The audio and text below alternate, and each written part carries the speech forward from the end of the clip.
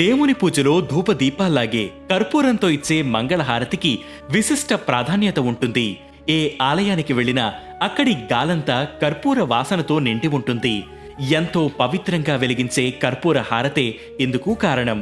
భక్తి శ్రద్ధలతో దేవునికి ఇచ్చే హారతి కోసం కర్పూరాన్నే ఉపయోగించడానికి కొన్ని కారణాలు ఉన్నాయి. అంకిత భావంతో హారతిచ్చే సమయంలో దేవుని ఎదుట నిల్చుని హారతిని కళ్ళకి అద్దుకుంటారు.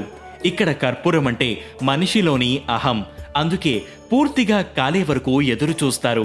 స్వార్థంతో నిండిన తమలోని అహాన్ని హారతి రూపంలో దేవుని ఎదుట పూర్తిగా విడిచిపెట్టినట్లుగా భావిస్తారు. వేదాలు, పురాణాల ప్రకారం అగ్ని అనేది మనిషిలోని దుర్గుణాలను ప్రక్షాళన చేసేదిగా చెబుతుంటారు. హారతి అందుకునే సమయంలో తమను దేవునికి అర్పించుకుని అవలక్షణాలను శుద్ధి చేసుకుంటారు.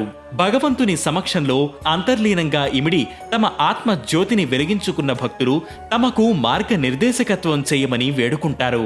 కర్పూర హారతి నుంచి వెలువడే వాయువులు కాలుష్యాన్ని పోగొట్టి వాతావరణాన్ని స్వచ్ఛంగా మారుస్తాయి, అంటువ్యాధులు ప్రబలకుండా చేస్తాయి. కర్పూరం కళ్లకు కూడా మంచిది. జలుబును, కఫాన్ని తగ్గిస్తుంది. మంటలు, దొరదలు లాంటి చర్మ వ్యాధులకు ఇది బాగా పనిచేస్తుంది. వాత, పిత్తాలను హరిస్తుంది. మానసిక జబ్బులను సైతం పోగొడుతుంది. కర్పూర సువాసన పీలిస్తే చాలు శారీరక రుగ్మతులన్నీ పోయినట్లు, సేద తీరినట్లు ఉంటుంది. మానసిక ప్రశాంతత చేకూరుతుంది.